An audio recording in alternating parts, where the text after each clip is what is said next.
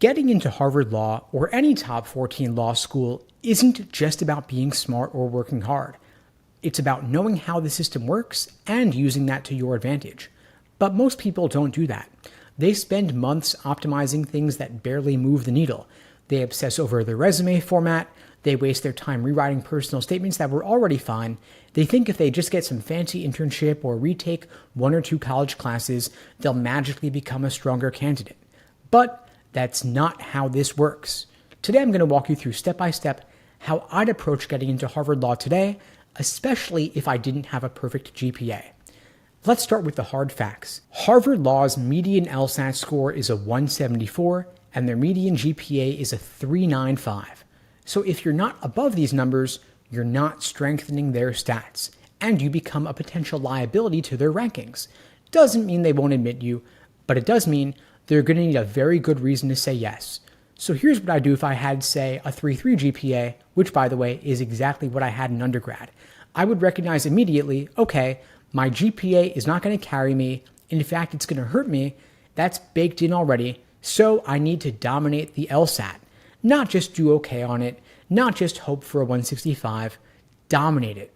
My personal target score in 2025 would be a 177 or higher, because while GPA is weighted heavily in law school rankings, it's also capped by how many classes you've taken and how much room you have to improve. Sure, you could ace a few community college classes and maybe move from a 3.3 to a 3.4, but that would not be nearly enough. Meanwhile, moving from a 167 to a 177, that's 10 points of leverage in just a few months of prep, which is a massive difference. Now, let's talk about wasted effort.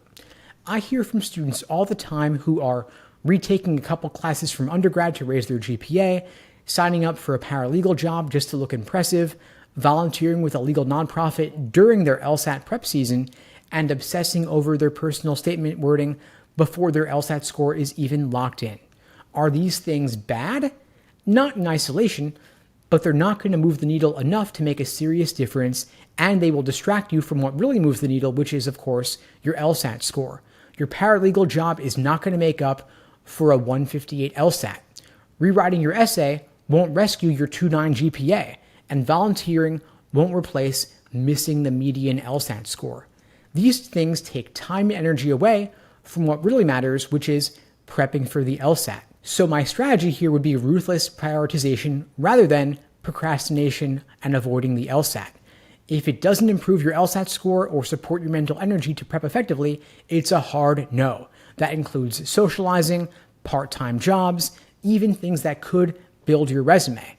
This is a temporary sacrifice, but the upside is possibly getting a full ride to law school and maybe a shot at elite clerkships or big law is absolutely worth it.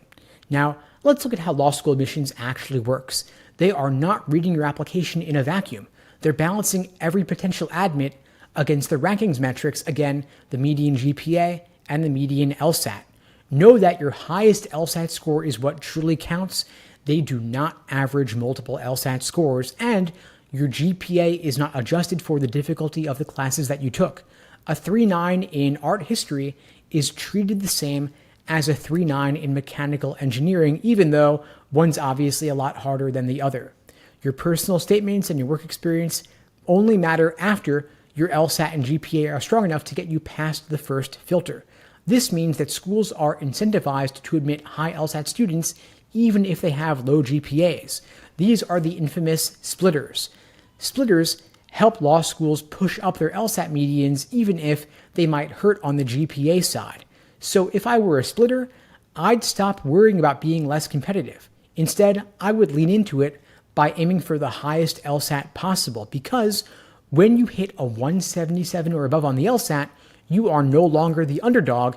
You are giving them the stats boost they need. Now, if I were starting my LSAT prep from scratch today, here's the exact framework I'd follow. It's called the laser approach to LSAT prep, and it's how I personally took my score from a 152 to a 175 and helped thousands of students do the same.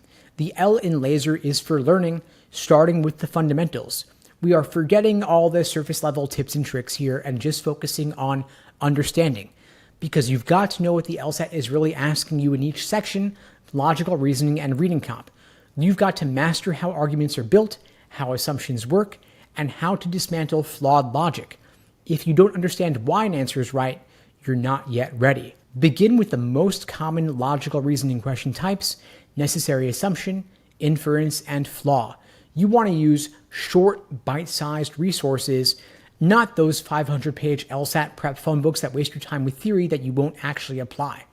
Then we have the A in laser for accuracy, because once you've got the foundation, you want to drill questions by type. You start off untimed and you take it slow, figuring out why each wrong answer is wrong. You want to get laser specific, asking yourself, why did I fall for this answer? What trap did I fall into? And what did I misread or misinterpret?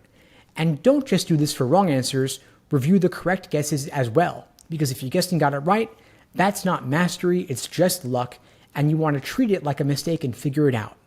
Then we've got S for individual sections, where we go full speed, under real test conditions, 35 minutes, no distractions, on the computer, not on a book. You want to track your pacing for logical reasoning, try to solve the first 10 questions in roughly 10 minutes, then use that time bank to slow down on the harder questions where most students crash and burn.